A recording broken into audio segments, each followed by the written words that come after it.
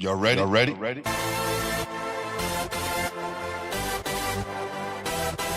Yes.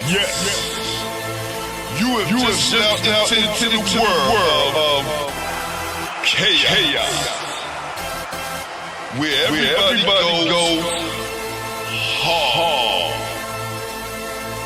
Come on. Go hard. Go hard. Go hard. Go hard. Go hard. Go hard. Go hard. Or go home. Never back down. You gotta hold your own. Go hard. Go hard. Go hard. Go hard. Go hard. Go hard. East Coast. Go hard. West Coast. Go hard. Midwest. Go hard. Dirty. Hurry up, everybody. Get online, buy your tickets, cause the game about to start. Rick, what up? What up? Going on? How you doing, man? I'm chilling, man. Quarantining, that's all. Hey, listen, brother, we're making the best of it, right? Yeah. Salute to you, man, for doing this. You know, this is good. Oh, man. Good. A lot of insight and information and good war stories. Right. Don't have that.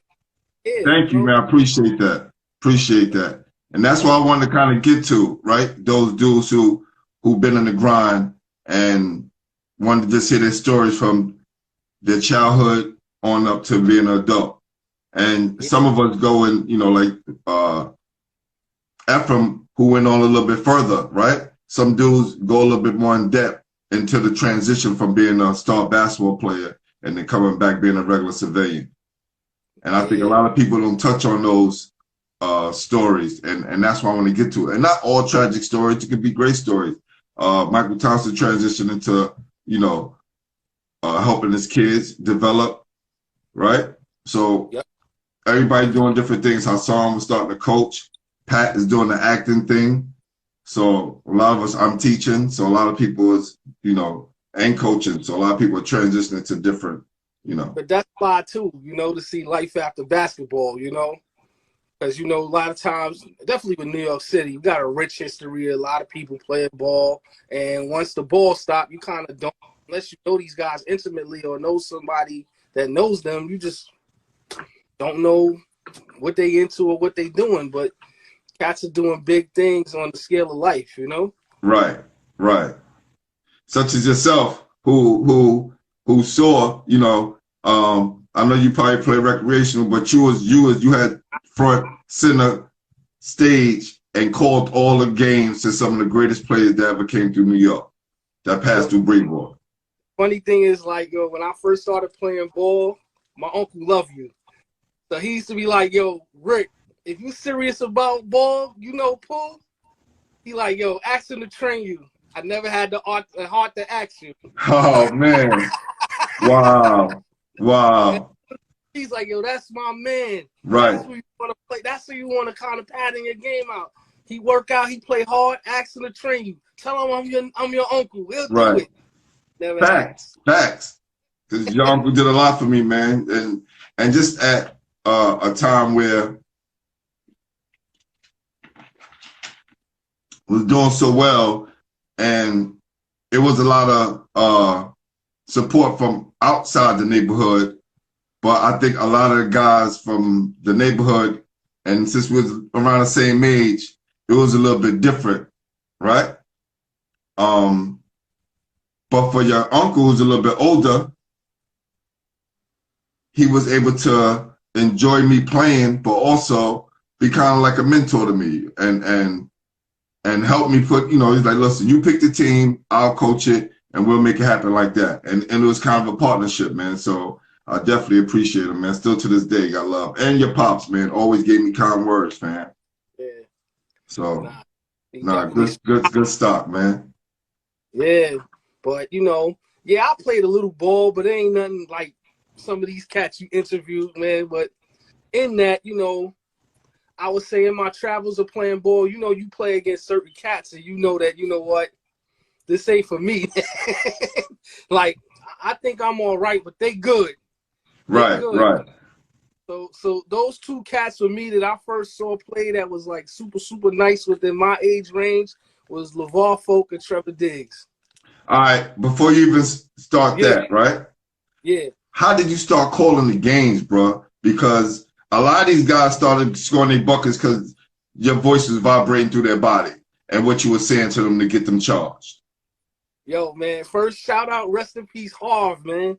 Facts, R.I.P. Harv. So I grew up on Harv calling the games, and I don't care what your skill level was, but Harv will have you out there thinking you was Jordan, Isaiah Thomas, or whoever it is you wanted to be on the court.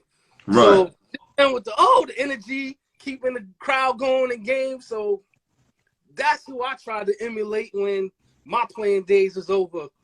And it just sort of happened where, you know, Diggs would let us come out and volunteer and help whatever way we could help. Right. So helping was calling the game. So it just went from one game to a summer to summers. So that's just how it transitioned in that way. And, you know, me being a fan of the game, I just called it how I saw it, you know. And I wanted people to feel entertained by the games in the same way. I wanted them to be entertained the way I was entertained. So right. Everything that they gave to me on the court, I gave back to them on the mic. Yo, you are the voice of Brevoort, fam. Thank you, man. Much appreciated. Definitely. Definitely. You know, I never got a chance. We were from two different eras, but for me to sit back and watch what you was doing and watch a lot of those guys who are a lot younger coming up and doing their thing, it was definitely a pleasure, man. So tell me, let's go back to your beginnings in the first game that you called. So the first, I don't remember the games I've called, but I remember, let's just say.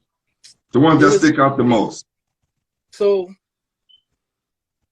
I would say I was doing both when I was playing and then when I aged out. So playing, I would say the first person that kind of stuck out in my age range, like I said, LeVar Folk, Trevor Diggs. They was just bar none better than all of us within our age range. Right. And, you know, they started bringing their boys around or whatever. So I played with Mel Tinsley, and you know when dudes are just so nice, you might never see this guy again. Woo! Yo, y'all hear these names that he's dropping? Trevor Diggs, Mel Tinsley, LeVar Folk. You hear these names? These are definitely Brooklyn legends, man. DeQuay Walls is on a couple teams. Right. Then the next year, I played with Alan Griffin. Alan Griffin is probably the nicest person with the Syracuse that I played with. Where I see him score 48 and a half, like just so effortlessly. Wow. Salute to Alan, my dude. Right. That was like the most easiest 48 I've ever seen somebody score in my life. But yeah, but rewind it back a little bit, you know, just being a fan of the game and Harv on the mic, just seeing people like GB and Lamont Jones and Charles Jones, man. Charles in the beginning, I just knew him for defense. Then as time developed, became this offensive juggernaut, man. So just watching as a fan in the stands to transition into the mic, like I said, the energy people gave me is the energy that I put out there on the mic. But yeah, and it's again, shout out to Mr. and Mrs. Diggs, man, for giving that platform. Definitely, you know, definitely. Salute to them. You know, and what I can say about Mr. Diggs, he was the one guy from around the way that would come to my games and support. Like, definitely remember seeing him there. You know, and Diggs would always, even like, if he saw something wrong or he felt like something he could speak on, he had that authority to do it and would do it. Right. You know, so, and then just giving everybody that platform in the summertime to give somebody something to do. Because granted, a lot of us that played in that tournament wasn't good enough to play high school ball or, you know, traveling teams, so on, etc. So the reason why people like Trevor Diggs, LeVar Folk, so on, etc., careers were cut short, they aged out before they were old enough, was to give us an opportunity to play. Because if you had to get those type of guys in the tournament, it would have probably discouraged locals from playing because they weren't sort of at that level. But, you know, so shout outs to them. But eventually they did have like seniors and they did have guys at those levels. So that's when you started seeing the Charles Joneses come back, the Courtney Solomons, the Rafer Alstons.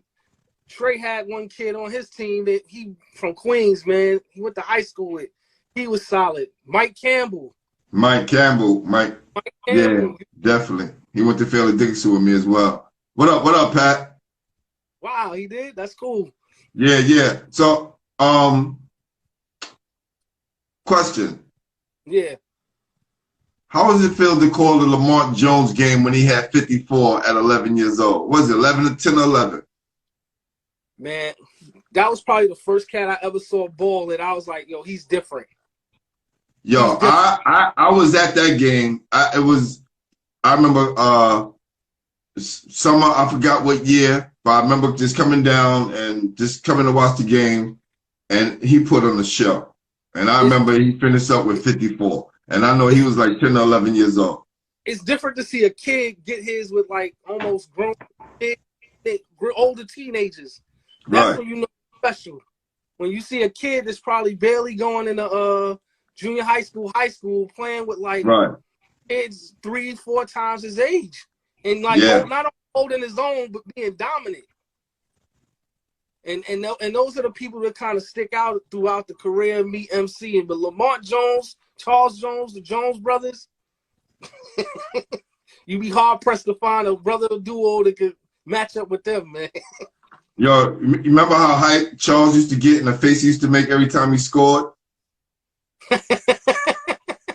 remember that? He was just always just so hype and just, I was like, yo, this little kid got a lot of fire in him, man. Yeah, and I can really remember, like, wow, just him being, when my uncle coached him in Jackie Robinson, he was like defensive stop because he always had long arms. Right. He was always good at defense. And then just over the years to see that in some cases offense succeed his defense. Right. He led the scoring twice. It's just incredible, man. And then to go on to play into the league, he is definitely one of the best players, man, to ever come through Brevoort projects and do it. And people still tell Charles stories to this day. Man, wow. Shout out to him. What is it? Is there any particular game that sticks out from one of those guys that, you know, that let you know that we had a lot of talent coming through the neighborhood? You mentioned a lot of dudes, but is there a specific game that you watch or that you call? Like later, I would say like in the early 2000s when we did seniors and you had Anissa Sports playing against the Starlight City teams. Like at the time, Anissa Sports had probably about, I was dare to say, 9 to 8, 10 D1 prospects on their team. So wow. They came with the kid Vernon Goodridge. Right. He played Jabari. They had Nunu who went to St. Seton Hall. Right. Man, they had a plethora of cats, man, but they were solidified D1 basketball players, and they were all tall. They had a pro-sized team, like a 6'1" point guard, 4'6", 5'2". Vernon was about 6'11", Jabari about 6'9". Then they had Nunu probably was the smallest dude on their team. Wow. You had Anissas where they wasn't like really big in size like that, but they had some serious cats, man. They had the kid Ruben. He played at high school St. Patrick's. They had a couple players from Severian. The kid Saquon. What was the other kid? Had a sick jump shot. Brian McMichael. Eugene Lawrence, who went to St. John's, but went to right. So I remember when those dudes came and played. Whenever it was Anissa's versus Starlight. And all of those dudes just on 2 teams? Yes. And then mind you, forgive me, I'm missing people. So yeah, all those dudes on 2 teams. So when the Anissa's played Starlight City, that was like must-see basketball in the Coliseum. You had to be out. You was going to see something special. So yeah. If I go back a little bit, then you had also, forgive me, I don't know who was coaching, but you know, we had seniors where you had Trey Diggs, you had Charles, you had Courtney. They were all on one squad. Then on another squad, you had I don't know who Rafer. I think I remember that team. I remember that team. It's famous in Brevoort, the Rafer tape. This is like the first time anybody in the hood seen Rafer throw the ball around Courtney's head. Sadly, that's what all people remember about that game. But what I remember about that game is Courtney had about 30, 35 points on Rafe. I mean, just Really? Rafe had the handle and he had the show going on. But as far as like that work, Right. that work. Wow. Yeah. Court gave him that, and that tape was floating around in Brevoort. Salute Courtney, man. Salute Courtney, man. Oh, there's a tape. There's a tape. Trey had the tape. I don't know who he loaned it to or left it with. We gotta find that tape, Courtney. To my house and we watched it, and I said, "Yo, you want to leave it here? Nah, I'm gonna take it over here and show it to so and so." That tape is in somebody's closet now, nowhere to be found. But wow, it's a game, yeah, man. What up, cuz? Yeah, that's crazy.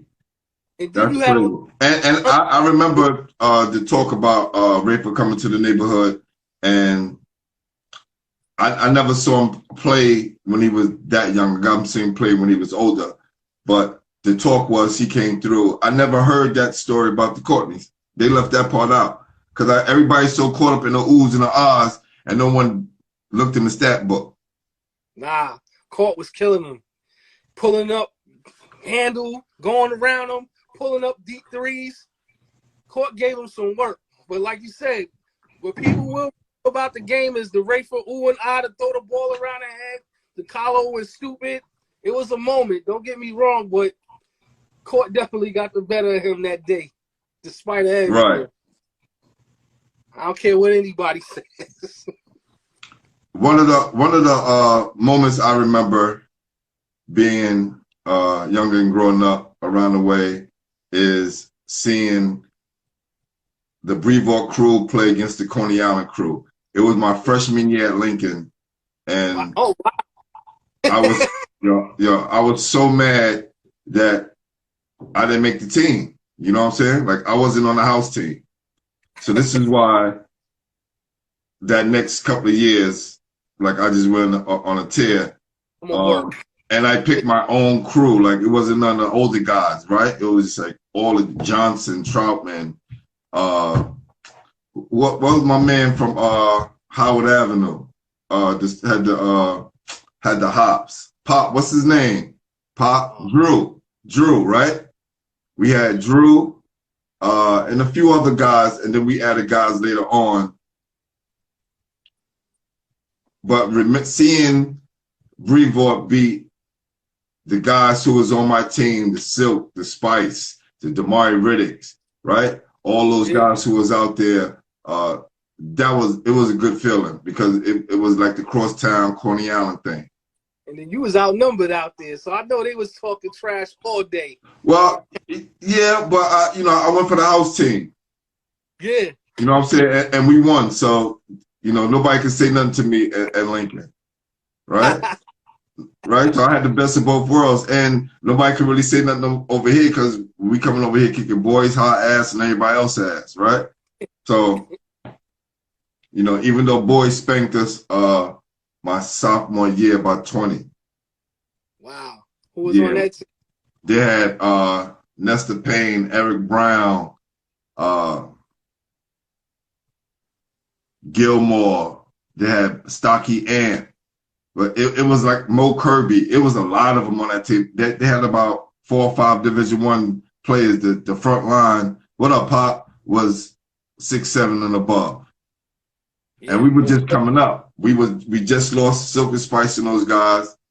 And I was going to my sophomore year. And we was young, but we had a lot of seniors on the team as well. So we was flushing out a lot of guys. That's why I wasn't until our junior year, which we actually won it. So, yeah, man, boys and girls had some teams, man, over the years, man. Yeah. GB, the solid assassin, man. GB. Listen, GB, you would never know GB play high school basketball. Nah, so very unassuming. Like, yo, that's GB. Who, him? Right. You'll get 30. Yeah. Quietly. You won't even think about it because he do it so efficiently. Like, right. 10 for 13 from the field, 8 for 8 from the free throw line, 8, 9, 10 assists. You look in the stat book, this dude had 30 and 10. Yeah. Yeah. No wasted motion. No, Him and his brother were very good athletes coming up, and to see GB take it a step further and transition into basketball, that was dope. Nah, man. Those are the guys I kind of appreciate the most from a fan perspective. Not so much the fancy ooh and ah guys, the efficient guys. Right. From my perspective, I know I ain't never had no crazy handle, but the efficiency stuff, the basics, I figured I could do. So anybody that didn't had basics down pack in the basketball court, I had a greater appreciation for those dudes, man. Like one of my favorite players of all time, and he's probably not on nobody's radar, would think this is Shafi Hakim. Who? Shafi Hakim.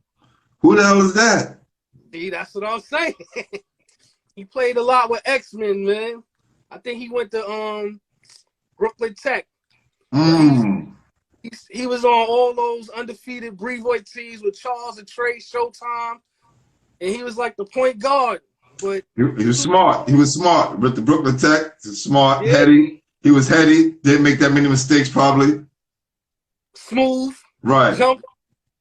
Like one of my favorite players of all time to watch. Wow. Yeah.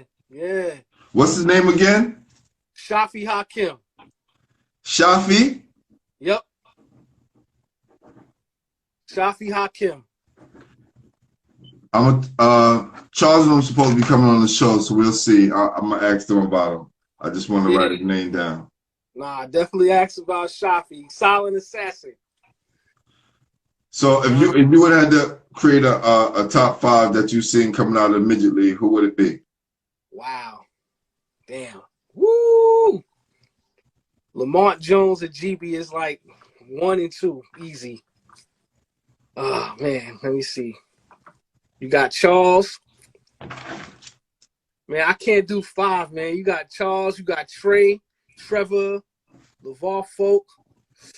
Oh, man. Let me see. Damn it, man. Put me on the spot. I should have been ready for this question.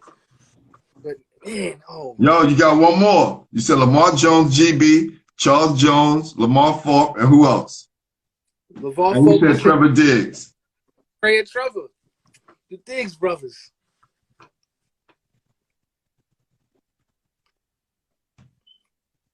There you go. And nobody better not get mad at me.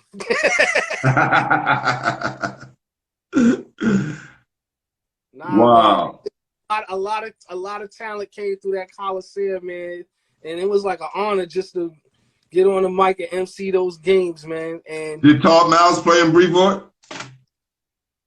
I don't know. I don't think I seen Todd. I wouldn't say he didn't play when I was out there. I seen Todd play before on those Robeson teams, man. Whew. Those Robeson teams and boy.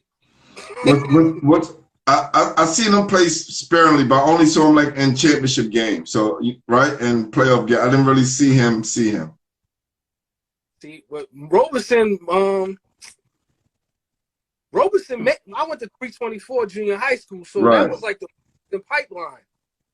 So Majors was our gym teacher in junior high school, rest his soul. He was training all them dudes to play high school ball in junior high school. So between 324 and 308, in case people really don't know, proximity-wise, is literally across the street from one of the best players from them schools typically went to Robeson. I'm upset recently that I saw on IG LeVar Folk, Trevor Diggs talking, saying they were supposed to go to Robeson. Really? Yeah. So could you imagine that crew with Todd Miles, LeVar Folk, Trevor Diggs, Jamil Watkins, Shamel, Eric? These are all D1 basketball players. Right. Allen Griffin. Oh, my God. That was a dynasty in the making. And then if the coach didn't off himself, rest in peace. Yeah, man. Majors was a good dude, man. And I don't want to speak on his situation, but that's the positive about Majors, man. A lot of men made it in life because of Majors, man. He put a lot of black youth through college, man, and was like a father figure to a lot of brothers in the streets, man, that didn't have that guidance otherwise, man. So shout out to Majors, man. Big facts. He was a cool dude. Cool Definitely. dude. My man Marco, the reason why I mentioned Thomas, because my man Marco mentioned him, and he mentioned 309. I used to go out 309 a lot and work out with Cause he from up that way. right, with Gil Reynolds. Gil Reynolds used to hold workouts up at 309, and we used to go up there. And I remember Dwayne Caldwell. Guys used to laugh and pick on him. And Gil used to be hitting them with like a magazine or newspaper in his legs to get him to touch the rim, right? Get up and touch the rim.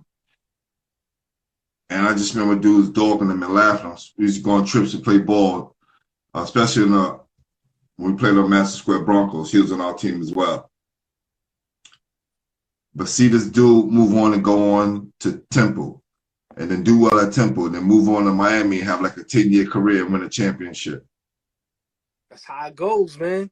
Right? The dude who you least expect. Well, we knew he had a chance because he was 7 feet. But shit, Shamel Jones was 7 feet too, and he in the hood. You know what I'm saying?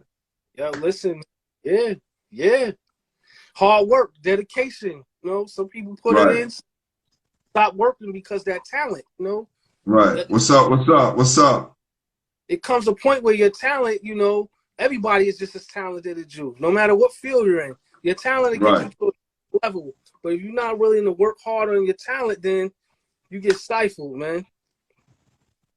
Said hard work beats talent when talent doesn't work hard. Absolutely, man. Absolutely. 100%. Yeah. 100%. But yeah, I'm trying to think in my head like some other ballers I seen come through Brevoort, man. It was so many. Oh man, it was so many. Wow. Did you see Stephon when he played? I seen Stephon play when he was young. Like again, that's what we talking about. In that Lamont phase where you just seen a young boy, because I don't even think he was a teenager yet, but a young boy like playing amongst teenagers, dominating. Probably about maybe 10, 11 years old, playing with 16, 17-year-olds, dominating. I see somebody put Nolan Johnson in the comments. Monster. Yeah. Monster. Left-handed monster. Strong as hell. Had hops, could shoot, handle, shoulders wide as hell. Nolan's a monster. He went to boys and girls, right? He went to boys and girls. With the Kilgore with Trey for 2 years, and then went to Oklahoma. Martin Lacewell, my God. That's like he's one of the first bigs I seen handle. Like before him, these like big guys were like basket, go get the rebound, outlet, whatever. He was like one of the first big guys I seen take the ball and push. Right. So Martin Lacewell is definitely one of the underrated legends in Brevoort where, you know, we talk about the good ones, but his name don't get tossed around. No. Martin was right after me, like right after. He was like right after. Because he didn't play with us. So he was like right after we left, Martin kind of took over, and then Trev came. How do you feel about some people feeling Sebastian was better than Marbury? That's nowhere in hell. That's an opinion. Right. Yeah. Stephon has got to be arguably one of the best guards to come out of New York City. Yes, if not the best. Right? So him, Mark Jackson, Ross Strickland is like. Yeah, is it? And no disrespect to Sebastian, he's good. But how could you compare somebody who had like an all-star career in the NBA to somebody? Not Sebastian had a decent career, but you know, he had a great high school career. Oh no, in high school he was bar none above everybody else. I seen a couple of Lincoln high school games, and he's the real deal. Right. I seen him. I seen Omar Cook in high school. These are like guys that was just talented, where you knew that they ready for that next level of ball. Right. And they're gonna be getting a check for playing basketball for their life if they want. They will get paid to play ball somewhere. My man said the best to come out of New York City. No, I would say Kareem is the best to come out of New York City. but Steph is definitely in the top 5.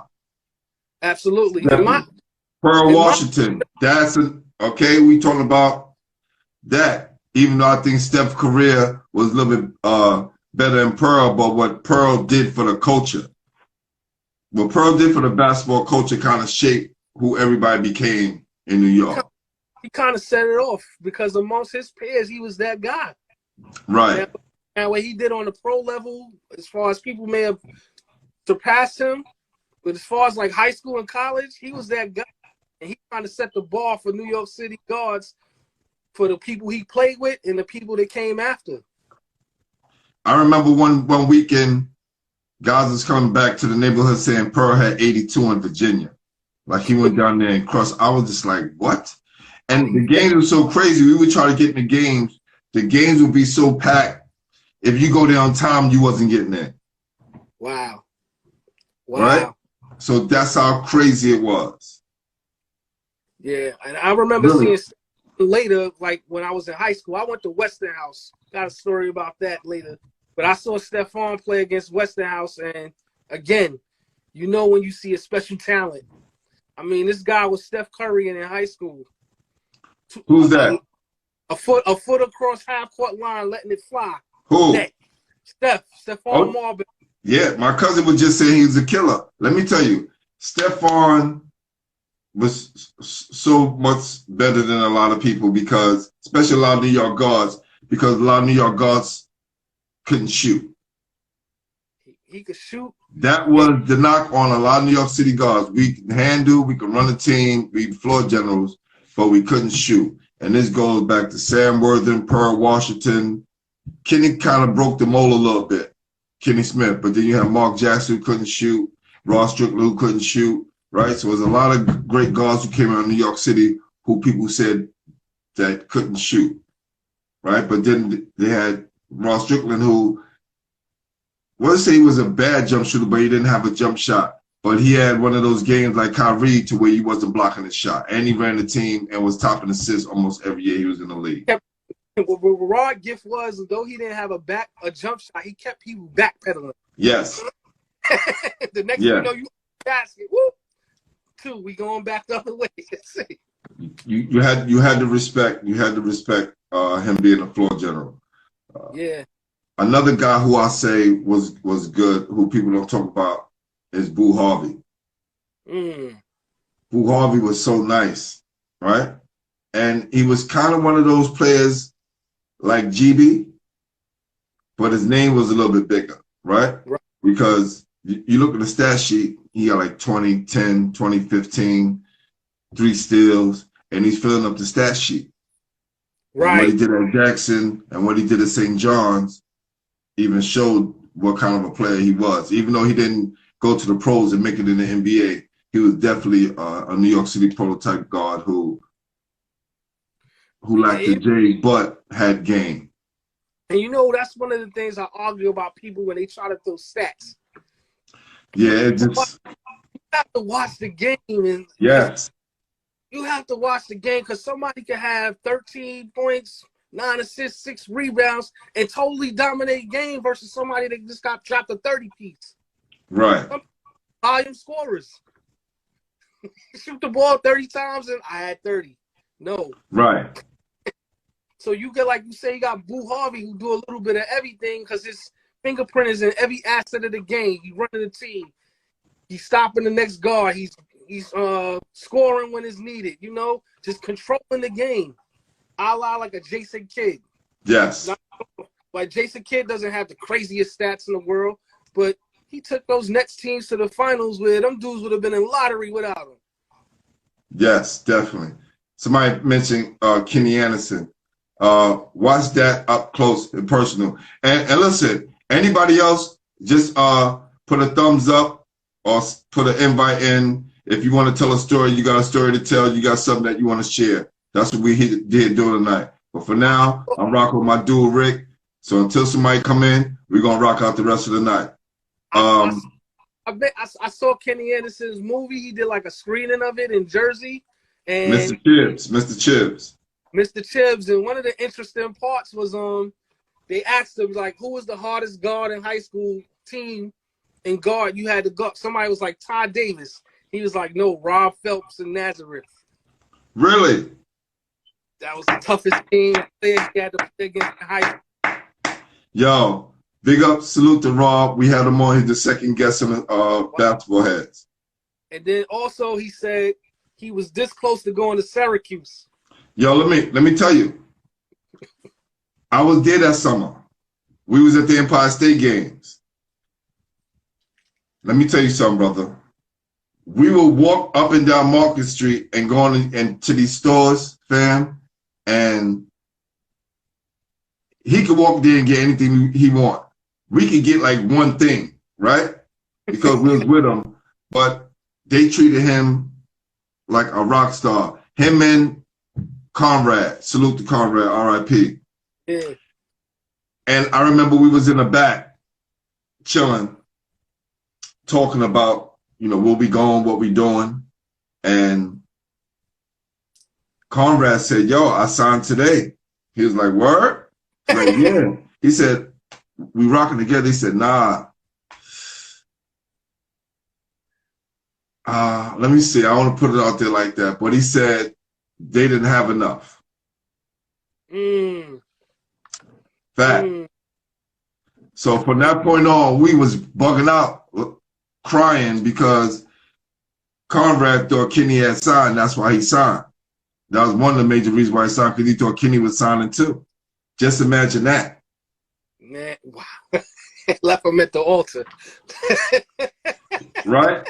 So, and check this moment out. So we're back there and we're seniors, we're older.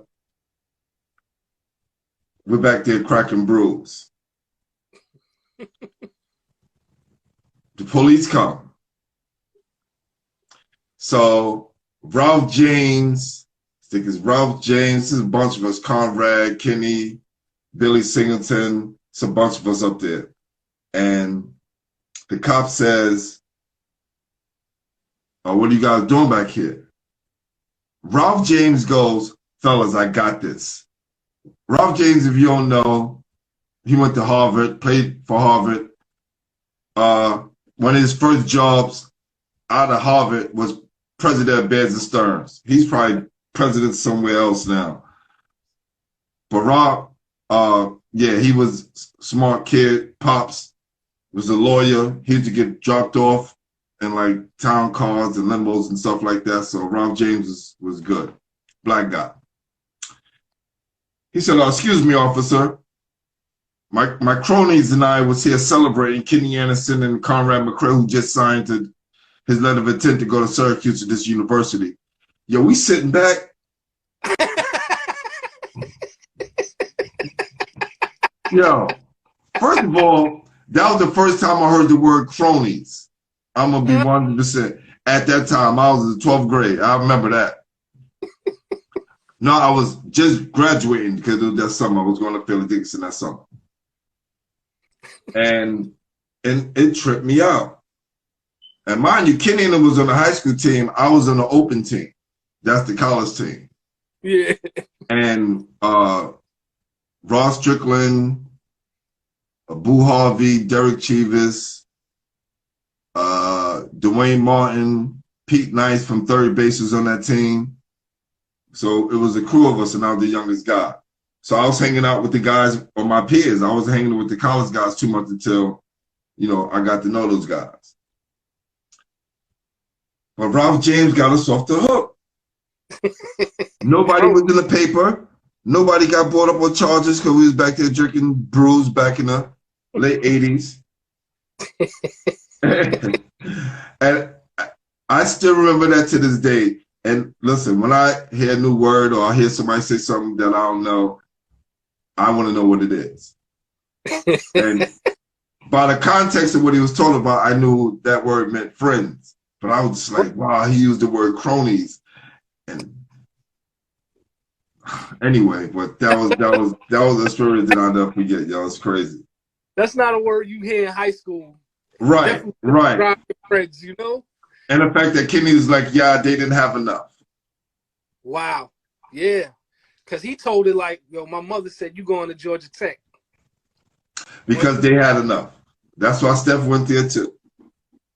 Hey. And that's why Jimmy, and this is why my man Bobby Crimmins is not in college no more. Wow. You notice all the mother coaches from that era still around. Bobby Crimmins, I think, is some obscure place. Wow. Damn, you ain't lying. I thought he left Georgia Tech to go to South Carolina and ain't heard from him since. Listen, I'm gonna tell you, my coach, Tom Green, I don't know if he was the guy who did it, but I know him and our athletic director, Roy Danforth, they was in Tulane University. And Hot Rod Williams was going there during that time. I don't know if you remember Hot Rod Williams. He played for the Cleveland Cavaliers. He was about 6'10". He can handle, yeah, shoot. But there was involved a scandal of giving. I'm not saying my coach was involved, but I remember it happening during that time because he left Tulane to come to Fairleigh Dickinson. Because my coach was at Syracuse. My coach, Roy Danforth, was the head coach, who was my athletic director. He was the head coach at Syracuse when they made it to the Final Four. And Vaughn Harper was on that team. Tom Green and Jim Boeheim was assistant coaches. So when Roy Danforth left, Tom Green went with him. Right? Good old boy kind of thing. And that destroyed the Tulane University basketball program. Wow. Yeah, some programs don't make it back from them kind of scandals, man. They bounced back maybe 10 years later.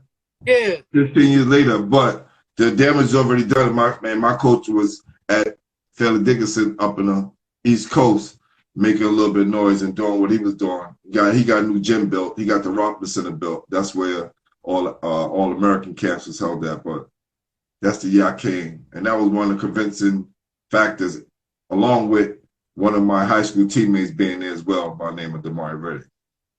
Nice. Right. So that was crazy. Wow. Some of these programs are small, like you say, Tulane. They don't have that big name. They make it back from them scandals, man. Listen, man, it's hard what the NCAA do to kids, man. And I was just explaining, even on a high school level, how the state came up with a Regents test to curb some of the basketball players that was coming out of New York City. Well, I think all that is changing now because the G League is now offering money. Oh, right now, all game is fair. You see the way how we live in life now, right? But we talking about in the era where, not saying it didn't count, but you had a lot more quality ball players. Right. You talk to some of the guys now, and it's not to knock some of these dudes. They're a lot stronger. They jump higher and they're faster, but they weren't smarter than the guys that came up in the eras, and even the guys who came up before us.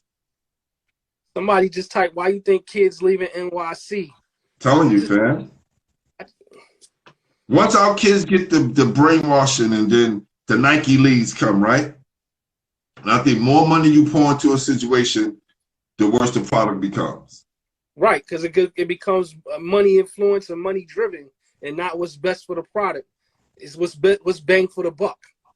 So now you got the hype come behind you, and you got the oohs and the ahs. And just like you said, everybody remember the move that Rafer did, throwing the ball on his head, but nobody remembers Duke giving him 30. Because that was one of the things about Brevoort, whereas I didn't really watch too much. I seen high school basketball, but I wasn't one of those guys traveling to watch games on the weekend, so on and so forth. I will watch every now and then. So fast forward summertime, these cats come through Brevoort. Yo, that's so-and-so from this high school. Son is this, he is that. And in my mind, I'm impartial because I've never seen this guy play a day in my life. Right. So I don't care who you are, what you did outside of this court, because it don't matter to me. I don't know. You just a dude with a number on his shirt. You got to prove it here to me. And I ain't giving no props if it ain't no props deserve to be given. Yeah, that's hard when you walk with that target on your back. Some people like it, you know. Other guys just go out there and do what they need to do. Yeah.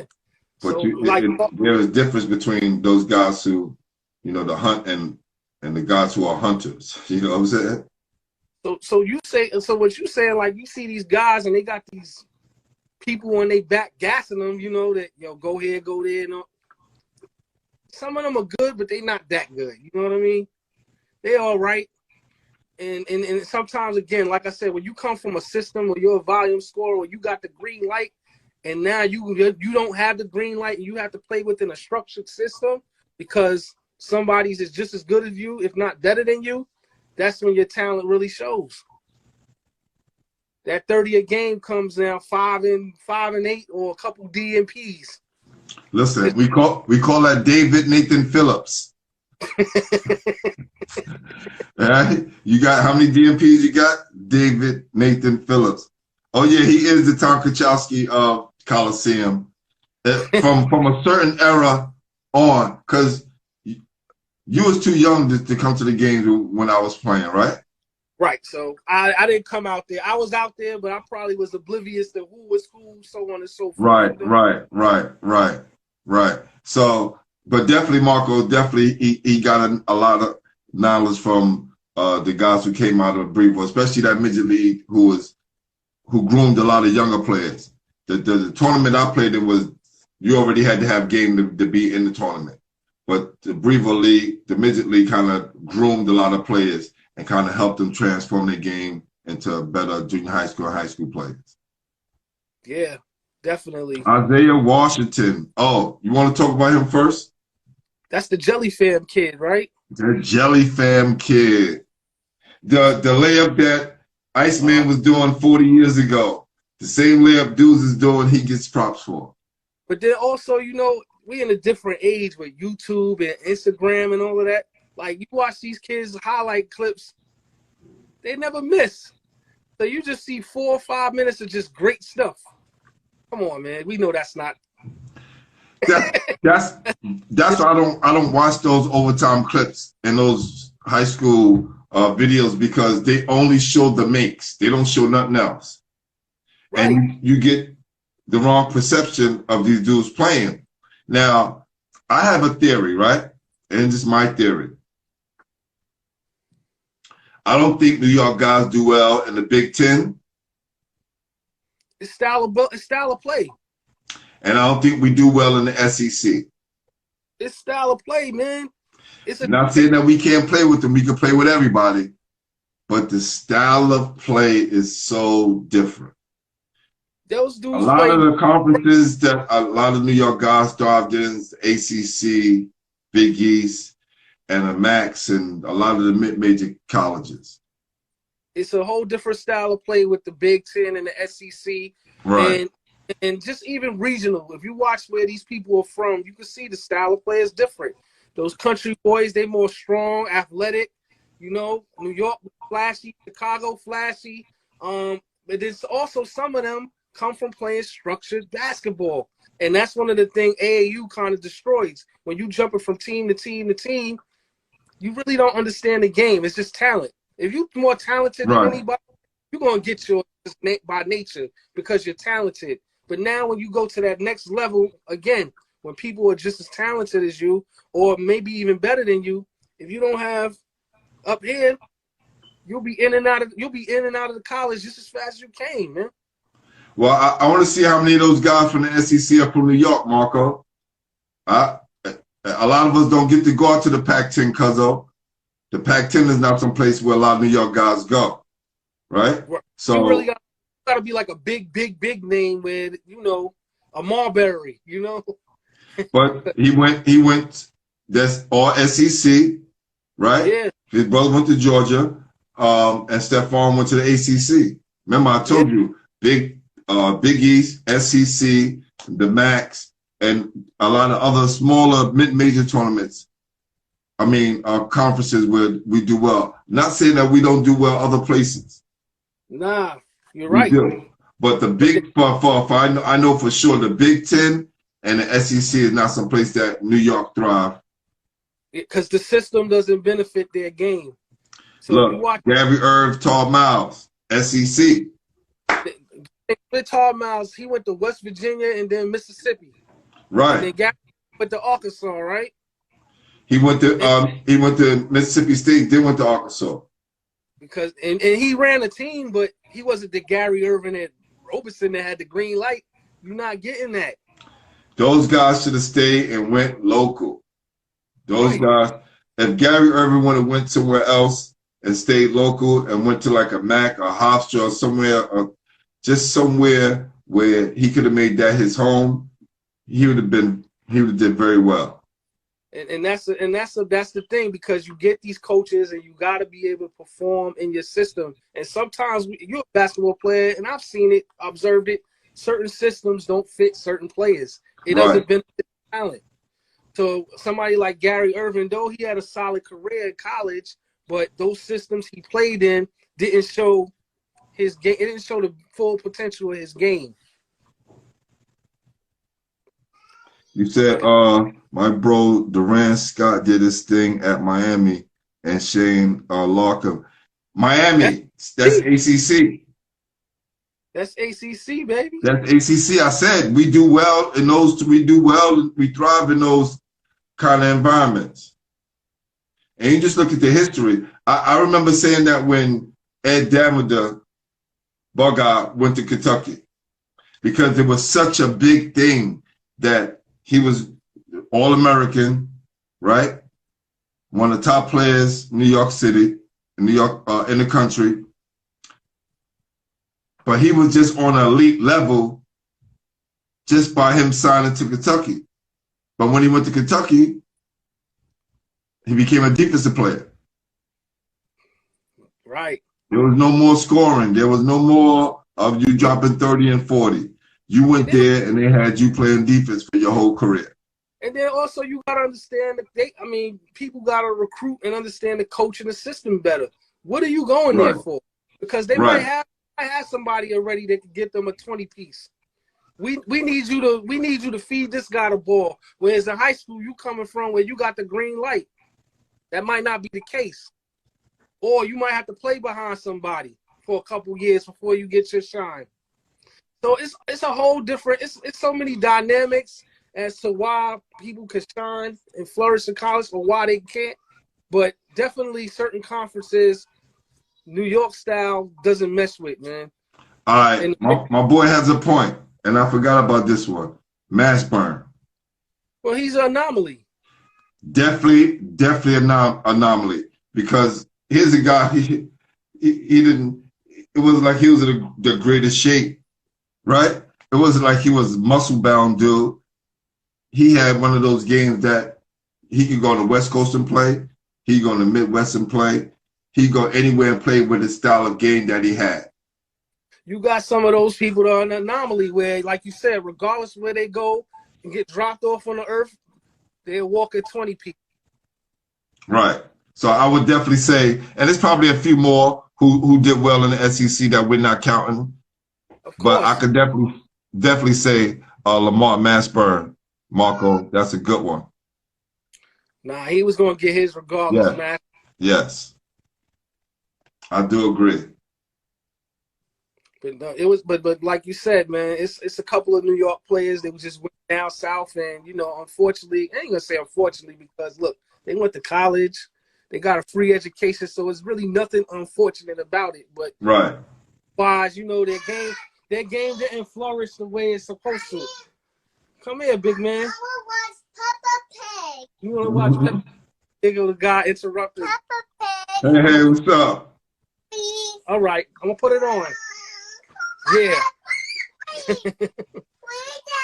Let me go put this TV on for him. Well, go ahead, man. This session about to end anyway, yo. Yo, Rick, I appreciate you, man. Brother, we got to do this again, man. Definitely, man. Respect. Yeah. We definitely got to do it again. All right, bet. And I'm gonna hook up a night fly for you too, man. So we're gonna do it. We're gonna do it right. Yes, sir. My man. All right.